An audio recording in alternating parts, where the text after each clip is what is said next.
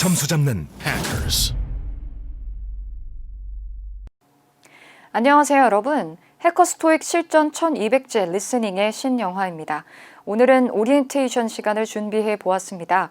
앞으로 여러분들이 이 해커스 토익 실전 1200제 교재를 어떤 방법으로 학습해야 하는지 또 리뷰를 해야 하는지에 대해서 소개해 드리려고 하고요. 뿐만 아니라 여러분들의 파트별 고득점을 위한 핵심 전략들을 정리해 드리려고 합니다. 자, 그러면 가장 먼저 교재 소개를 해 드리도록 할게요. 해커스 토익 실전 1200제 리스닝은 총 12개의 테스트로 구성이 되어 있습니다. 따라서 1200제의 문제들을 수록하고 있는 실전서인데요.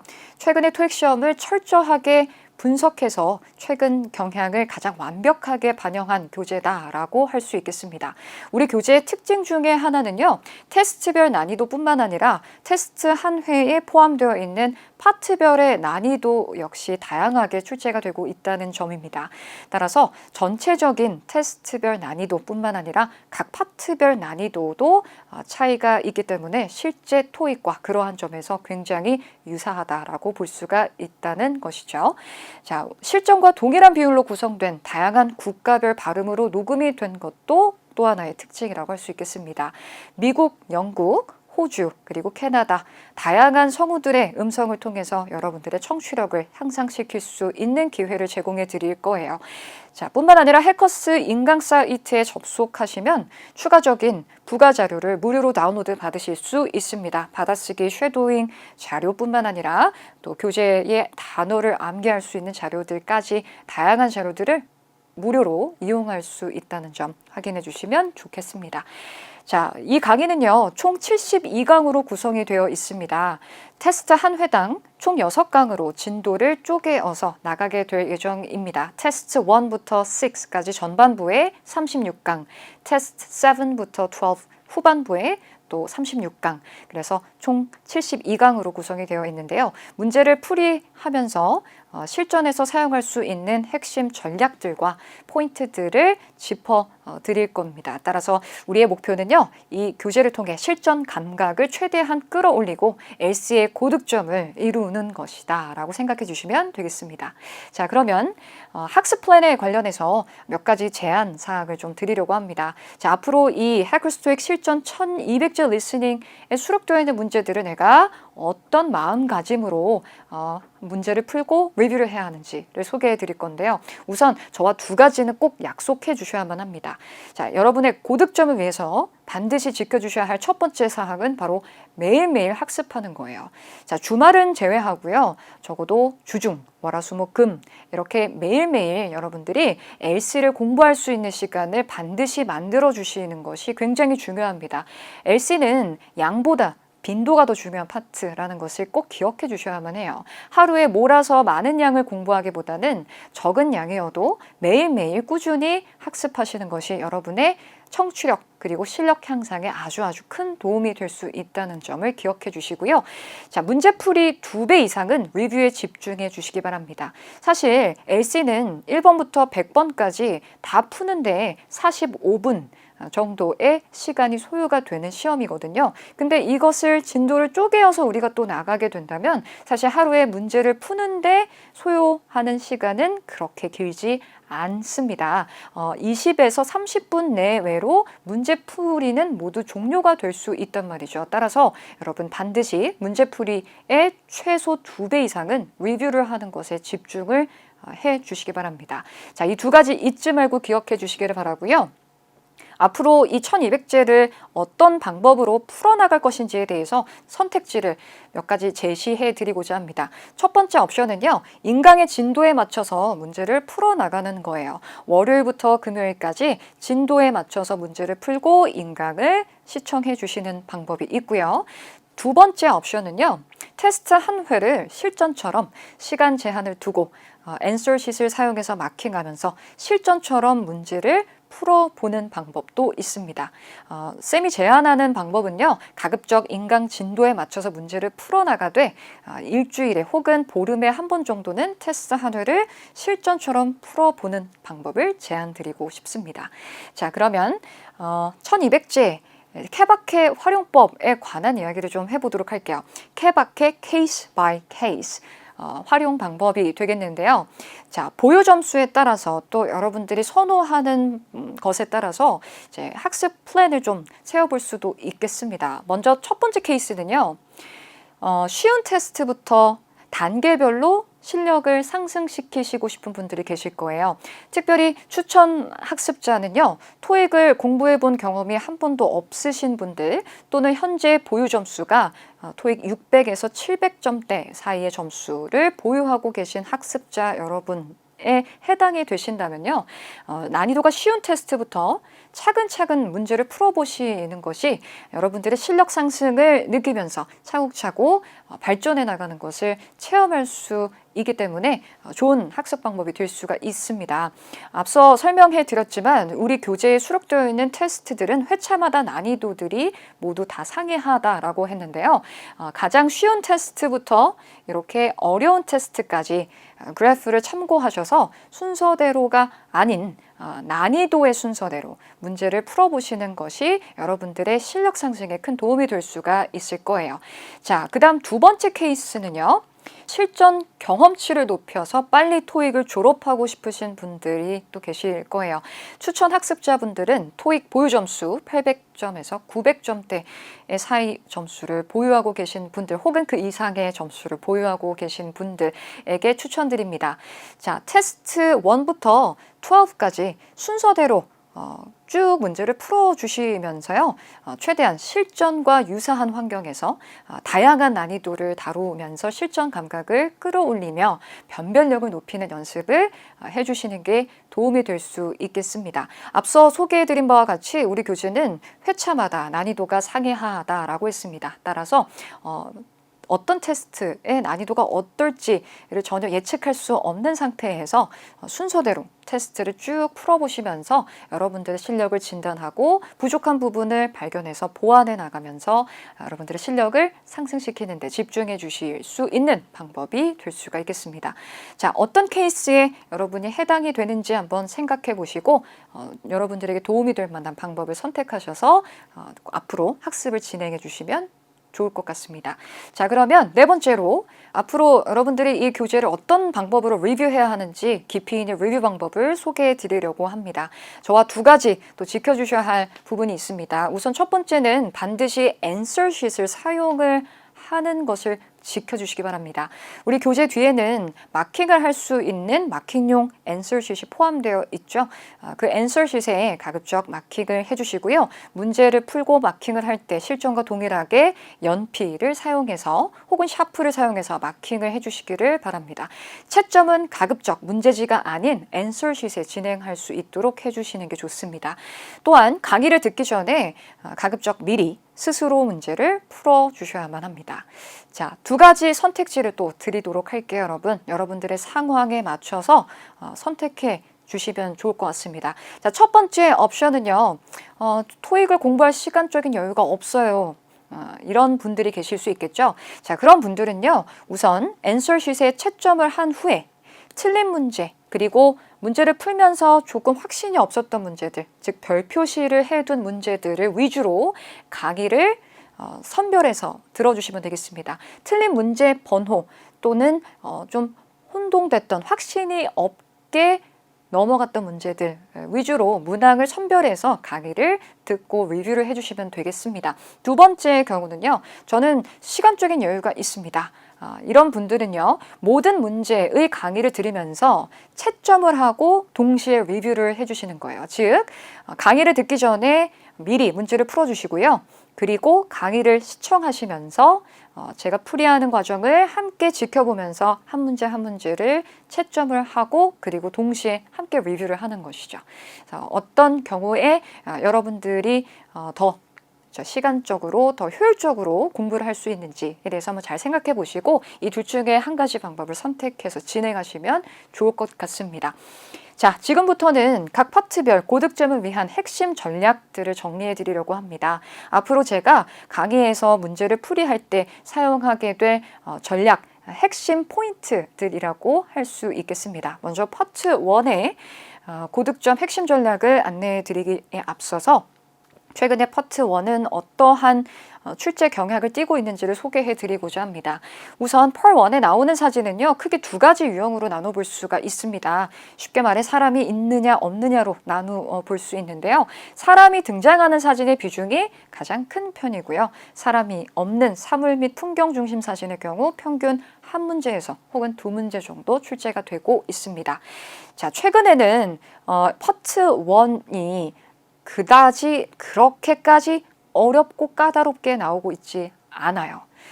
그렇기 때문에 여러분 휴 하고 안도할 수는 있겠지만 사실 더욱 변별력이 높아지고 있다는 것을 기억하셔야 됩니다. 펄 1은 많은 응시생들이 자신 있어 하고 또 쉽게 문제를 푸는 파트이거든요.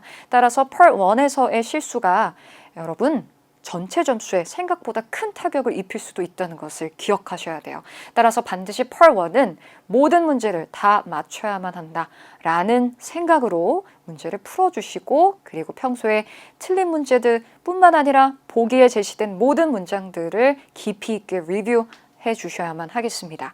자, 또한 펄 1에서는 동작과 상태를 혼동시키는 오답들이 등장을 할 수 있습니다. 파트 1에서는요, 어휘력 당연히 중요할 수 있겠죠. 그렇지만 1200제를 풀어가는 동안에 파트 1에 나오는 다양한 빈출 표현들은 여러분 자연스럽게 습득하게 되실 거예요. 따라서 실전에서 모르는 표현이 나왔어 하는 경우 때문에 틀리는 경우는 사실 그렇게 흔치 않다는 것이죠. 어휘력의 문제로 인해서 펄 1은 틀리기보다는 동작과 상태의 혼동으로 인해서 실수를 하는 경우가 훨씬 많다는 것을 기억해 주시기 바랍니다. 자, 그러면 파트 1을 우리가 잘 어떻게 하면 효율적으로 들을 수 있을까요? 펄 1의 청취 포인트를 알려드리도록 할게요. 보기를 구성하고 있는 선택지 문장들을 들어보시면 대부분 펄 1의 선택지들은 세 덩어리로 이루어져 있다는 것을 알게 되실 겁니다. 그래서 제가 덩어리를 나누어 보았는데요. 보통 주어 자리에 명사가 등장을 하고요. 이 주어 자리에 사진에 등장하는 사람 또는 사물을 언급을 하겠죠. 자, 두 번째 덩어리로 동사가 등장을 합니다. 이때 동작이나 상태를 동사를 사용해 묘사를 하겠죠. 뒤에 이어서 명사가 이어질 수도 있고요. 또는 전치사, 구가 붙어 있는 형태로 동작의 대상을 묘사한다거나 혹은 위치, 방향, 나열 등에 관한 특징을 추가적으로 설명을 할 수 있습니다. 그래서 보통은 이렇게 세 덩어리 혹은 네 덩어리 로 우리가 파트 1의 문장들을 접하게 될 건데요. 여기에서 우리는 펄 1의 청취 포인트를 알 수 있어요. 자, 여러분 성우가 문장을 읽을 때요. 성우의 음성에 놓이는 세 번의 강세 그리고 세 번의 리듬을 잘 따라간다라고 생각해 주시기 바랍니다. 보통 파트 1을 구성하는 선택지 문장들은 이렇게 세, 네 덩어리로 구성이 되어 있기 때문에 세 번의 강세, 리듬을 잘 따라가서 들을 수만 있다면 우리가 오답을 소거하기 위해서 필요한 중요한 키워드들을 놓치지 않고 들을 수 있습니다. 자, 이 부분을 꼭 기억해 주시기를 바라고요. 펄 1의 오답 소거 기준법을 알려드리도록 할게요. 파트 1은 보기를 들으면서 오답 여부를 바로바로 표시해 두시면서 정답을 도출해 가야 하는 파트인데요. 이때 무엇을 기준으로 펄 1의 보기 문장들의 오답 여부를 판단할 것이냐에 대한 이야기가 되겠습니다. 자, 세 가지 기준을 알려드리도록 할게요. 첫 번째, 바로 동사입니다. 펄 1에서 가장 중요한 핵심어는요, 바로 문장 속의 동사라고 할 수 있습니다. 동사를 듣고 사진에서 확인할 수 있는 동작 또는 상태 여부를 판단하고 오답 여부를 표기해 주시면 되겠습니다. 두 번째는요, 바로 명사입니다. 자, 주어나 목적어 자리에 위치할 수 있는 명사를 듣고 사진에 있는 사람인지 혹은 사물인지 에 대해서 확인한 후 오답 여부를 판단해 주시면 돼요. 자, 세 번째는요. 파트 1의 하이라이트라고 할 수도 있는 바로 비빙 PP, 현재 진행 수동태입니다. 자, 이 비빙 PP는 어떻게 해서 완성이 되었는지 제가 직접 더하기를 좀 보여드리도록 할게요. 먼저 현재 진행이라는 시제와 수동태가 합쳐진 형태이죠. 자, 현재 진행형은 비동사 뒤에 동사 ing의 형태로 생겼어요. 자, 그럼 이제 여기에 수동태를 더해 볼 건데요. 우리가 태를 더할 때는 한 칸 띄고 더하기를 해주셔야만 합니다. 수동태의 기본 생김새는 비동사 뒤에 pp죠. 자, 그러면 이렇게 두 가지를 합치게 되면요. 비동사가 내려오면서 비동사는 동사 ing의 형태가 되면서 being의 형태가 되겠죠. 그리고 pp는 그대로 내려옵니다. 이렇게 해서 완성이 된 형태가 바로 현재 진행 수동태가 되는데요. 이 현재 진행 수동태는 왜 중요하냐? 여러분, BPP라는 수동태는요. 보통 뭐뭐 되어 있다라는 의미로 사물의 상태를 묘사할 때 Part 1에서 많이 등장하는 상태 표현입니다. 그런데 이 BPP라는 현재 진행 수동태는요. 수동태이지만 뭐뭐 되어지고 있다라는 의미로 상태가 아닌 동작을 묘사하는 표현이기 때문에 반드시 사진의 동작이 확인이 되어야만 정답이 될 수가 있습니다. 이것이 바로 Part 1의 핵심 포인트가 되는데요. 자, BPP는 수동태이기 때문에 앞부분에 주로 사물이 위치를 하게 돼요. 그런데 사물이 뭐뭐 되어지고 있다라는, 즉 사물에 가해지고 있는 사람의 동작을 묘사하고 있는 수동태 표현임을 반드시 기억해 주셔야만 하겠죠.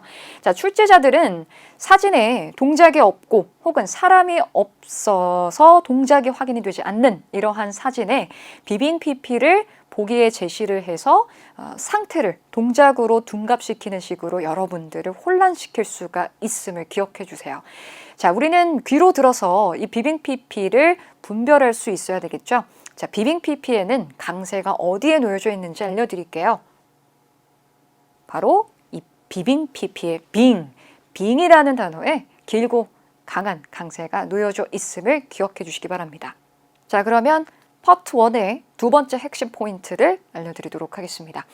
자, 현재 완료 수동태와 현재 진행 수동태입니다. 여러분, 앞서 이야기했듯이 Part 1에서 어휘력의 부족으로 실수하는 경우는 사실 그렇게 많지 않아요. 대신 동작과 상태의 혼동으로 실수하는 경우가 훨씬 더 많은데요. 그러한 점에서 지금 알려드릴 이 포인트를 반드시 점검해 주셔야 됩니다. 자, 두 가지 예문을 준비해 보았어요. 우리 한번 해석해 보도록 하죠. Books have been set on a chair. 자, 책들이 의자 위에 놓여 있다가 됩니다. 자, 첫 번째 예문은 책들이 놓여져 있는 상태를 묘사한다라고 볼 수 있겠죠? 그럼 두 번째 예문을 보도록 할게요. Books are being set on a chair. 자, 해석하면 책들이 의자 위에 놓이고 있다 혹은 놓여지고 있는 중이다가 되니까 주어 자리에 책들이라는 사물이 위치해 있지만 이 사물에 가해지는 사람의 동작, 즉 책들을 놓고 있는 사람의 동작을 묘사하는 표현임을 알 수가 있겠죠. 자, 이 점에서 우리가 동작과 상태를 잘 구별을 할 수 있어야 하는데요. 문제는 무엇이냐면 바로 발음이에요. 빠른 속도로 발음을 하다 보면 이 현재 완료 수동태와 현재 진행 수동태의 발음이 쉽게 혼동이 될 수가 있다는 것이죠. 그리고 앞뒤로 사진에서 보이는 사물을 언급할 경우에 굉장히 쉽게 혼동이 될 수 있다는 것에 주의해 주셔야 되겠습니다. 자, 그러면 어떻게 발음을 해야 하는 것일까요? 어떻게 구별을 해야 하는 것일까요? 그 팁을 알려드릴게요. 자, 먼저 현재 완료 수동태의 경우 앞에 있는 have나 has의 이 h 발음은 미약하게라도 들릴 거예요. 이렇게 들릴 거예요. 자, 그런데 have랑 bene는 강세가 거의 없습니다. 그래서 이 두 단어는 굉장히 빠르게 뭉개어지는 발음으로 들리게 돼요. 뿐만 아니라 have하고 bene의 경우에 v와 b의 발음이 비슷하기 때문에 앞에 있는 v를 발음을 하지 않다 보면 have been으로 발음이 될 수 있다는 것이죠. 빠른 속도로요. 자, 반면에 BPP의 경우는 앞에서 이야기했듯이 이 being의 강세가 놓여 있다고 했습니다. 앞에 놓여 있는 비동사에는요, 강세가 거의 없기 때문에 주어 자리에 이 명사의 끝자음과 소리가 이렇게 뭉개어지면서 발음이 될 거예요. 따라서 books are being set on a chair. Books are being set. being의 강세가 놓여 있음을 통해 우리는 비빙 PP임을 정확하게 캐치할 수 있어야만 합니다.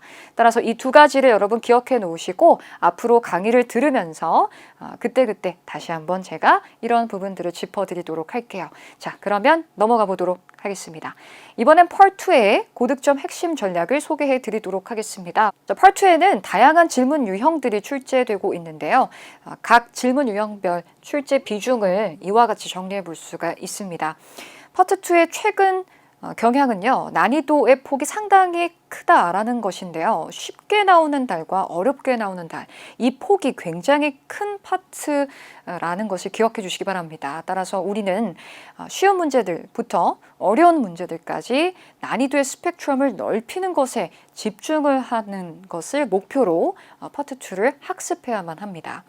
자, 최근에 파트 2가 많이 까다로워지고 있는 편이에요. 그 이유는요, 전체적인 문맥, 즉 정확하게 듣고 이해하는 청취력을 바탕으로 문제를 풀어야만 하는 그런 답변들이 많이 등장을 하고 있기 때문이에요. 간접적인 응답들이 차지하는 비중이 커지고 있습니다.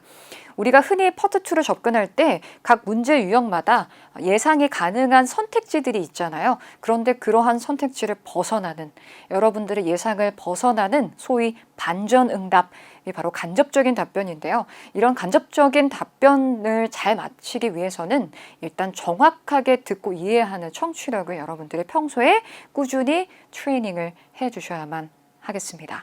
자, 그러면 Part 2의 문제풀이 접근 방법을 소개해 드리도록 하겠습니다. 7번부터 31번까지 총 25문제가 출제가 되는 Part 2를 어떻게 하면 효율적으로 접근할 수 있을까요? 자, 질문과 보기 3개가 쉴 틈 없이 계속 25번 반복이 되는 파트입니다. 끝까지 집중해서 완주할 수 있도록 우리는 Part 2에서요. 이와 같은 방법으로 문제를 풀어나가야 해요. 자, 질문이 끝나고 보기가 나오기까지의 시간이 약 1.4초 정도 됩니다. 그리고 보기가 끝나고 다음 보기가 나오기까지 시간이 동일하게 약 1.4초 정도의 시간이 돼요. 우리는 이 시간 동안 무엇을 해야 할까요? 바로 질문의 요점을 계속해서 우리말로 되뇌어 가면서 문제를 푸는 거예요.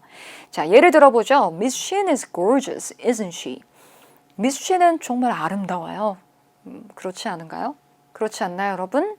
자, 이런 질문에 보기가 이어진단 말이죠. 그러면 빠른 속도로 gorgeous 혹은 아름다운가요? 아름다워요? 예뻐요? 이런 식으로 보기가 나오는 사이사이에 계속해서 질문의 요점을 되뇌어 가는 거예요. 아시겠죠, 여러분? 정확하게 우리가 질문을 해석할 수 있어야 각 보기들의 오답 여부를 우리가 확실히 판단할 수 있겠죠. 보기를 들을 때마다 질문의 요점을 되뇌가면서 각 보기의 오답 여부를 기호로 표시해 가며 문제를 풉니다. 확실히 오답이라면 X, 모르겠다면 세모, 정답이라면 동그라미. 이렇게 표시를 해가면서 정답을 도출해가는 방법으로 문제를 풀어주시는 거예요. Part 2에는 어떤 오답들이 등장하는지 오답 패턴을 알려드리도록 하겠습니다. 자, 첫 번째로는 혼동어를 사용하는 오답 보기가 제시될 수 있습니다. 예를 들어서요, gorgeous라고 했더니 보기 속에 go가 같이 발음이 비슷한 단어를 끄집어낼 수 있다는 것이죠. 또는 반복어를 사용한다거나 비슷한 연상 어휘를 사용해서 오답을 제시하는 경우들이 있어요. 정확하게 듣지 못했을 경우에 이와 같이 혼동어를 사용하는 오답 보기는 굉장히 매력적으로 느껴질 수 있음을 주의해 주셔야 되겠습니다. 자, 두 번째는 엉뚱한 대명사를 사용하는 오답이에요. 자, 보기 B번에서요. Put it on the sofa. 그것을 소파 위에 두세요 라고 했는데요. 이때 그것이라는 이 대명사가 지칭하는 것이 무엇인지 우리는 질문에서 알 수가 없습니다. 이와 같이 특정 대명사가 보기에 제시가 되려면 반드시 그 대명사가 지칭하는 사람 또는 사물이 언급되어야만 한다라는 것을 기억해 주시길 바라고요. 자, 의문사 의문문에는 yes or no로 절대로 답할 수 없음을 기억해 주시기 바라겠습니다. 자, 세 가지 오답 패턴 살펴보았고요. 그렇다면 Part 2가 어떤 식으로 등장했을 때 난이도가 높아지고 변별력이 높아질 수 있을지 알려드리도록 할게요. 자, 우리는 반전응답을 크게 두 가지로 분류해 볼 수 있는데요. 첫 번째는 모호하게 답하는 응답이 있습니다. 쉽게 말해서 모르겠어요 라고 답을 하는 케이스라고 생각하시면 돼요. 자, 그런데요. I have no idea, I'm not sure, I don't know 와 같이 모르겠는데요 라고 직접적으로 말하기보다는요. 모르겠음을 좀 우회적으로 나타내는 그런 표현들을 주의하셔야 돼요. 예문을 보도록 하죠. 자, Where can I find the hospital's main cafeteria? 어디에서 cafeteria? 어디에서 구내식당을 찾을 수 있는지에 대해서 물었어요. 자, 병원에 식당이 어디 있죠? 라고 했더니 답변 보세요. I'm just a visitor here. 전 그냥 이곳의 방문객일 뿐이에요. 라고 했어요. 이 안에 숨은 의도는 따라서 저는 어디에 있는지 모르겠네요. 라는 의미가 되겠죠. 두 번째 예문도 확인해 보죠. Has the coffee shop updated its menu? 자, 확인을 하기 위한 의도의 질문인데요. 커피숍에서 메뉴를 업데이트 했는지에 대해서 확인하는 질문에 I will look at their website now. 제가 웹사이트를 한번 확인해 보도록 할게요. 라고 했어요. 자, 표면적인 의미는 커피숍의 웹사이트를 확인해 보겠다. 이지만 그 안에 숨은 의도는 제가 알 수가 없네요. 저 모르겠어요. 그러니까 알아볼게요. 라는 의미가 되겠죠. 자, 이렇게 두 가지 패턴들은 모두 모호하게 답을 하는 간접적인 응답이다 라고 볼 수 있겠습니다. 자, 이런 모르겠어요 라는 식의 응답은 Part 2에서 정답률이 매우 높음을 기억해 주시기 바라고요. 자, 두 번째로는 간접적인 응답입니다. 자, 예문을 통해 확인해 볼게요. 질문에 대해서 직접적인 답변을 제시하기보다는 예상 밖의 간접적인 답변들이 등장할 수 있는데요. 첫 번째, How do I operate this machine? 제가 어떻게 이 기기를 작동시키나요? 어떻게 기기를 사용해야 하는지 그 작동 방법에 대해서 묻고 있는 이런 질문이에요. I'll leave the manuals on my desk. 제가 설명서를 책상 위에 둘게요. 라고 말할 수 있겠죠. 어떻게 작동시켜야 하는지에 대한 방법으로 직접적으로 이야기하지 않고요. 설명서를 주겠다라는 말로 간접적으로 답을 제시하고 있어요. 자, 두 번째는요. Has my shipment arrived yet? 제 배송품이 도착했나요? 라는 질문이에요. Please check in the bag. 뒤편을 보세요. 뒤를 확인해 보세요. 라고 이야기하고 있는데요. 뒤에 그 배송품이 도착했으니 확인해 보라는 의도라는 것을 알 수가 있겠죠. 따라서 이와 같이 질문에 대해서 직접적이기보다는 간접적으로 이야기하는 답변이 등장할 경우에 난이도가 까다로워질 수 있다는 것을 기억하시고요. 우리는 앞으로 이와 같은 답변들을 잘 맞출 수 있도록 훈련을 해 나가야 하겠습니다. 자, 파트 2는 거기서 마무리하도록 할게요. 이제 파트 3와 4의 고득점 핵심 포인트를 알려드리도록 하겠습니다.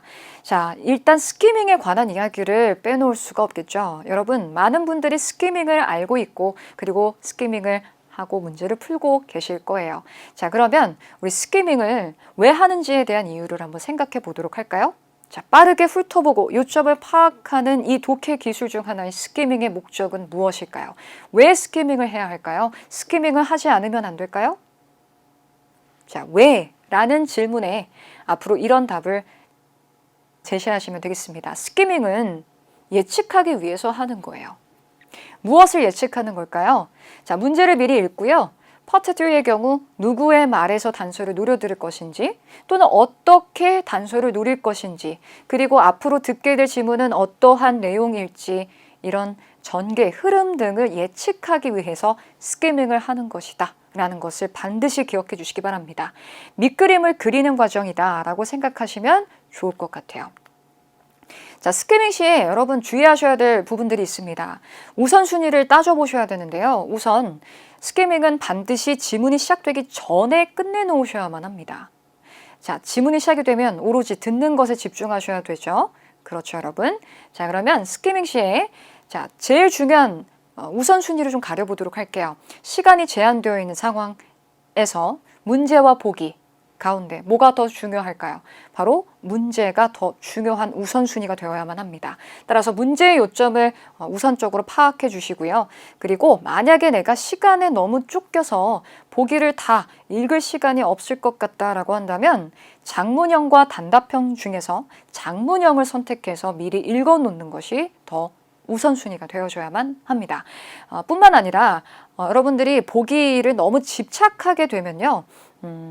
눈으로 글자만 훑게 되는 즉 정확히 제대로 문맥을 이해하지 못하고 그냥 글자만 대충 읽고 넘어가게 되는 실수를 범할 수 있는데요. 스키밍 하실 때에는 반드시 각 보기의 문맥을 정확하게 이해하면서 넘어가야만 한다는 것을 꼭 기억해 주시기 바랍니다. 그래서 시간에 쫓겨서 미처 보기를 다 못 읽을 것 같으면 그냥 각 문제의 보기 2개까지만 읽어두자 라고 생각하고 보기를 스키밍 해주시는 것도 괜찮을 거예요. 자, 지문이 시작이 되면 반드시 듣는 것에 올인하셔야만 합니다. 그러기 위해서 스키밍을 하는 것이라는 것 기억해 주시기 바라겠습니다. 자, 그러면 파트 3, 4의 문제 유형을 소개해 드리도록 할게요. 자, 지금 제가 화면에 세모를 뒤집어서 이렇게 그려 놓았는데요. 파트 3와 4의 지문의 흐름을 시각화 시켜본다면 이와 같은 그림으로 그려볼 수 있겠습니다. 자, 일단 지문의 초반부에서는요. general한, 즉 전체 지문과 관련한 정보들이 언급이 됩니다. 자, 뭐 예를 들자면 주제가 던져진다거나 혹은 화자 혹은 청자들의 직업이나 근무처에 대한 정보, 그리고 대화 혹은 지문이 일어나는 장소에 대한 정보가 언급될 수 있어요. 즉 컨텍스트, 상황을 이해하기 위한 정보들이 초반부에 제시가 되고요. 점점점 좁혀지고 있죠. 지문이 전개되면서 좀 더 구체적이고 세부적인 내용들을 언급하는 것으로 끝을 맺게 됩니다. 자, 따라서 우리는 파트 3에 나오는 문제 유형을 크게 2가지로 분류를 할 수 있는데요. 첫 번째는 바로 이러한 전체 지문과 관련해서 묻는 질문 유형을 General Question, 앞으로 제가 강의를 통해서 GQ 문제라고 이야기를 할 거예요. 자, 이러한 GQ 문제의 경우 주제나 직업 또는 근무처, 신분을 묻는 문제, 그리고 장소를 묻는 문제가 포함이 되겠습니다. 그리고 GQ 문제를 제외한 나머지 문제는요, 모두 SQ 문제라고 Specific Question, SQ라고 앞으로 부를 건데요. 자, 세부적인, 구체적인 정보를 노려들어야만 하는 문제 유형이라고 볼 수 있겠죠. 전체적인 비중을 놓고 봤을 때 GQ 문제는 평균 20%, 그리고 SQ 문제는 80% 정도를 차지하고 있습니다. 자, 출제자들이 여러분들에게 요구하는 능력이 다르다는 것을 기억해 주세요. 자, GQ 문제의 경우 근본적인 청취력과 직결되는 문제 유형입니다. 즉, 큰 그림을 이해하면서 들을 수 있는지를 판단하기 위해서 묻는 문제가 바로 GQ 문제라면 SQ 문제는요, 소위 스킬을 요구하는 문제예요. 노려듣는, 내가 원하는 정보만 노려들을 수가 있는지를 평가하기 위해서 만든 문제가 SQ 문제 유형이다라고 정리하시면 되겠습니다. 따라서 우리는 전반적인 상황을 잘 이해하면서 문제에서 요구하는 세부적인 정보를 잘 골라 노려들을 수 있도록 평소에 파트 3와 4를 대비해 주셔야만 하겠습니다. 자, 파트 3, 4에서는요, 시험에 자주 등장하는 문제들의 유형이 어느 정도 정해져 있습니다. 그러한 문제 유형들은 앞으로 강의를 통해서 그때그때 제가 정리를 해드리도록 할 건데요. 특별히 오늘 이 오리엔테이션 시간에는 맛보기로요, 파트 3, 4에서 아주 많이 등장하는 문제 유형 중에 3가지를 알려드리려고 해요. 자, 화자가 무엇을 요청하는지를 묻는 문제. 이와 같은 형태의 질문들을 많이 보셨을 텐데요. 자, 요청사항을 묻는 문제의 단서 앞에는 주로 시그널, 신호탄이 되는 표현들이 놓여져 있습니다. 그래서 화면을 멈춤해 놓으시고요. 여기에 나와 있는 이 시그널 표현들을 노트에 기록해 두시는 것 나쁘지 않을 것 같아요.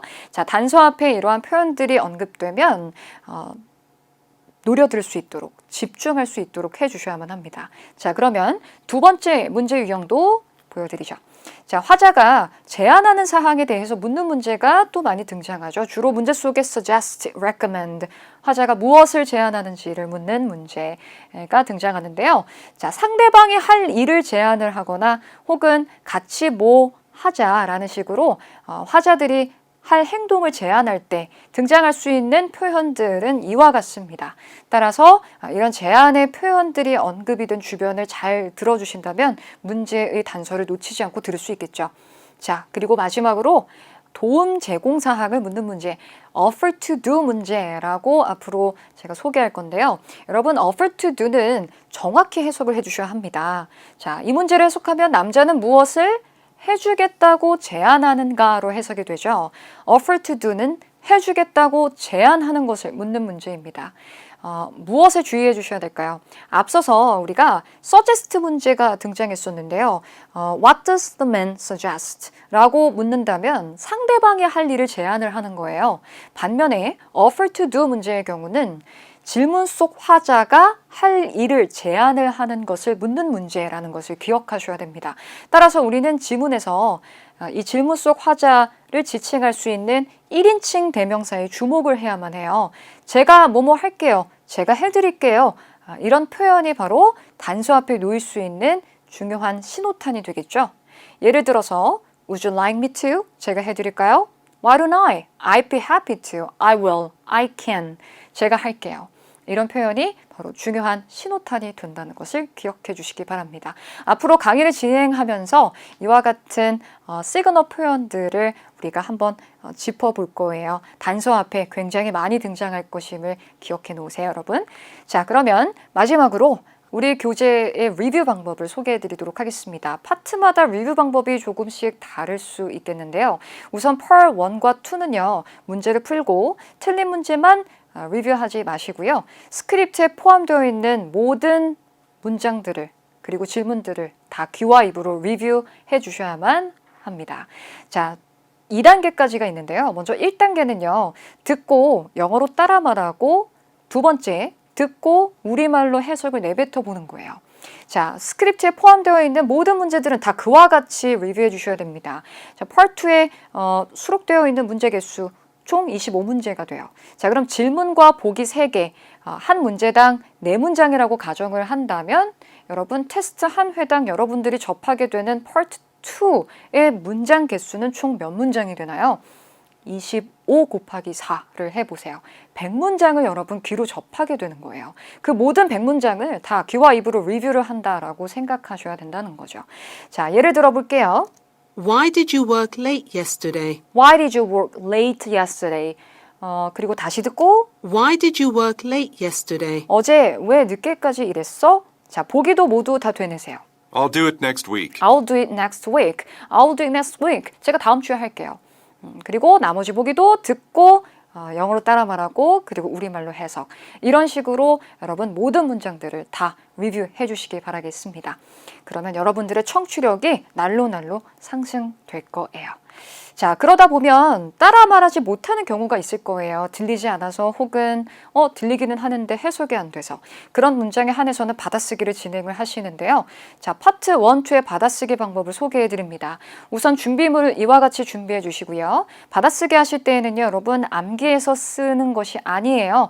반복해서 들어도 좋아요. 중간에 끊고 들으셔도 좋습니다, 여러분. 자, 반복 청취. 여러분 스스로에게 충분히 기회를 주시면 돼요. 자, 받아쓰기를 진행을 하신 후에는요, 스크립트를 확인하고 내가 채우지 못했거나 틀린 부분을 점검해 주시기 바랍니다. 자, 그 다음이 중요한데요. 내가 채우지 못했던 부분. 자, 스펠링이 틀리는 건 중요치 않아요. 자, 내가 채우지 못했던 부분들이 있다면 그 부분 점검하시고 정정해 주시고 형광펜으로 표시를 해 두시는데요. 두 가지 색상을 정하셔서 형광펜 색상마다 내가 듣지 못한 원인을 정해 놓습니다. 예를 들어 어휘력의 문제로 인해 듣지 못한 부분이었다면 노란색 표시, 발음의 문제였다면 내가 아는 단어인데 안 들렸어. 발음의 문제겠죠? 초록색으로 표시해 두시는 거예요. 자, 그리고요. 오른쪽에는 내가 받아쓰기 한 문장을 우리말 스크립트로 옮겨 놓습니다. 제가 예시를 보여드리도록 할게요. 자, 노트를 반으로 접으면 이렇게 선이 생기겠죠. 그러면 왼쪽에다가는 받아쓰기를 진행을 하시는 거고요. 오른쪽에는 이와 같이 우리말 스크립트를 적어 놓습니다. 이때 중요한 것은 형광펜으로 듣지 못한 이유를 정확히 표시를 해 놓는 것이죠. 자, 몇 칸 띄고 동일하게 계속해서 받아쓰기를 진행해 나가는 거예요. 자, 이러한 받아쓰기 방법은요, 우선 체계적이기 때문에 계속해서 꾸준히 진행을 하게 될 뿐만 아니라 여러분들이 2주 전에 받아쓰기 했던 문장을 다시 들여다봤을 때도 내가 이때 이 단어를 몰라서 안 들렸지. 그리고 이 부분은 이렇게 발음이 돼서 내가 안 들렸지. 하지만 지금은 알아. 이렇게 여러분들이 놓쳤던 부분들을 계속 되짚어가면서 확실히 받아쓰기 한 문장을 나의 것으로 만드는 것에 큰 도움이 될 수 있습니다. 뿐만 아니라 Part 1과 2에는 등장하는 문장들의 패턴들이 굉장히 비슷해요. 그래서 그 문장을 패턴으로 덩어리째 우리의 뇌에 새기기 위해서 이와 같이 받아쓰기를 진행해 주시고요. 수시로 짜투리 시간을 활용하셔서 들여다보면서 소리내어 따라 말하고 궁극적으로는 이 문장을 나중에 우리말 스크립트만 보아도 바로바로 영작을 할 수 있을 만큼 암기한다라고 생각하시면 아주 큰 도움이 될 것입니다. 자, 이 부분 앞으로 한번 꼭 지켜보시기 바래요. 그 다음 파트 3와 4는 어떻게 쉐도잉을 해야 하나요? 자, 우선 인강을 들으면서 채점을 하고 그리고 저와 함께 틀린 문제들을 점검해 가면서 리뷰해 주실 건데요. 자, 하루에 한 지문을 선정하셔서 지금 안내해 드리는 방법으로 쉐도잉을 한번 실천해 보시기 바랍니다. 자, 우선 지문 선정은요. 여러분이 판단했을 때 잘 안 들렸어 하는 것들을 하나만 선택하시면 돼요. 한 지문만 선택하시면 돼요. 자, 먼저 1단계는요. 스크립트를 보면서 진행을 하시는데요. 보고, 듣고, 끊고 따라 말하는 거예요. 자, 스크립트를 보면서 보고, 듣고, 끊고 따라합니다. 이때 끊는 기준은요. 덩어리별로 끊어주시면 돼요. 한번 확인해 볼까요? Are you tired of exercising at home? 끊고요. Are you tired of exercising at home? 이렇게요. Then, head over to Silver Plus Gym. 스크립트를 보면서요. Then head over to Silver Plus Gym. 자, 이때 중요한 것은 성우의 음성에 최대한 가깝게 똑같이 흉내내면서 읽는 거죠. 억양, 리듬, 강세를 모두 흉내내면서 읽는 거예요. To help you get fit, To help you get fit, we've recently updated our exercise class schedule. we've recently updated our exercise class schedule. 이런 식으로 덩어리별로 끊어 읽습니다. With tons of new offerings, With tons of new offerings, including ballet and Pilates lessons. including ballet and Pilates lessons. 이런 식으로 끊어가면서 정확히 또박또박 읽어주시면 돼요. 스크립트를 보면서요. 자, 두 번째 쉐도잉 단계는요. 스크립트를 보면서 성우와 함께 같은 속도로 따라 읽는 방법입니다. 자, 만약 속도가 너무 빨라서 함께 따라하지 못하겠다 싶다면 속도를 좀 늦추셔도 괜찮으세요. 자, 스크립트를 보면서 같이 읽습니다. 함께 한번 시도해 보세요, 여러분. 자, 여기까지만 가도록 하겠습니다. 준비되셨죠, 여러분? Are you tired of exercising at home? Then, head over to Silver Plus Gym. To help you get fit, we've recently updated our exercise class schedule with tons of new offerings, including ballet and Pilates lessons. 이렇게 같은 속도로 똑같이 읽는 거예요. 되셨죠? 자, 그리고 나서 3단계 쉐도잉을 알려드릴게요. 자, 3단계 쉐도잉은요, 스크립트를 안 보고 따라 읽는 방법인데요. 성우가 말하는 음성을 듣고 0.5초 뒤늦게 따라 읽습니다. 자, 들으면서 동시에 따라 말하는 거예요. 이렇게요. 한번 도전해 보세요. Are you tired of exercising at home? Then, head over to Silver Plus Gym. To help you get fit, we've recently updated our exercise class schedule. 이런 식으로 0.5초 뒤늦게 따라 읽는 방법이 바로 3단계 쉐도잉입니다. 자, 4단계 쉐도잉을 알려드릴게요. 4단계는요. 자, 스크립트를 듣고 끊고 따라하는 1단계 기억나시죠? 자, 그 1단계를 스크립트를 안 보고 하는 거예요. 자, 암기해서 가시되 내가 외울 수 있는 만큼 아주 짧게 끊으면서 되뇌 가셔도 됩니다. 한번 해볼까요? Are you tired of exercising at home? Are you tired of exercising at home? Then, head over to Silver Plus Gym. head over to Silver Plus Gym. To help you get fit, To help you get fit, we've recently updated our exercise class schedule. we've recently updated our exercise class schedule. 이런 식으로 짧게 끊으면서 암기해서 내뱉어가는 것이 바로 4단계 쉐도잉이 되겠습니다. 자, 앞에서 1, 2단계를 반드시 거치고 오셔야 됩니다. 1, 2단계를 진행하고 3, 4단계로 넘어오시면 좀 수월하게 따라 하실 수 있을 거예요. 자, 만약에 내가 3단계, 4단계가 너무 어렵다 싶으신 분들은요. 2단계까지만 진행하시면서 쉐도잉을 해주시면 되겠습니다. 자, 파트 3하고 4는 전체 지문을 쉐도잉하는 것이 굉장히 중요해요. 어떤 흐름으로 전개되는지 그리고 어떤 출제 포인트들이 있는지를 자연스럽게 습득하기 위해서 전체 한 지문을 쉐도잉하는 것이 굉장히 큰 도움이 될 수 있다는 것을 기억해 주시기를 바라고요.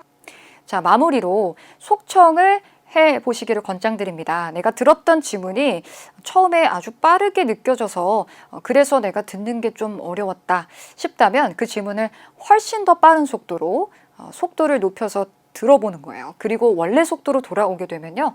정말 놀랍게도 처음에 느꼈던 그런 속도감이 굉장히 무뎌진다는 것을 느끼실 수가 있을 겁니다. 그래서 평소에 빠른 속도감에 익숙해지기 위해서 속청으로도 마무리를 해주시면 좋을 것 같습니다.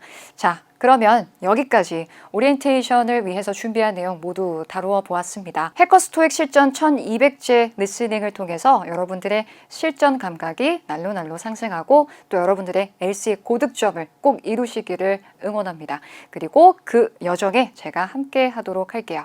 자, 그러면 여기에서 마무리하도록 하겠습니다. 앞으로 이어질 강의에서 만나 뵙도록 할게요. 수고하셨습니다, 여러분.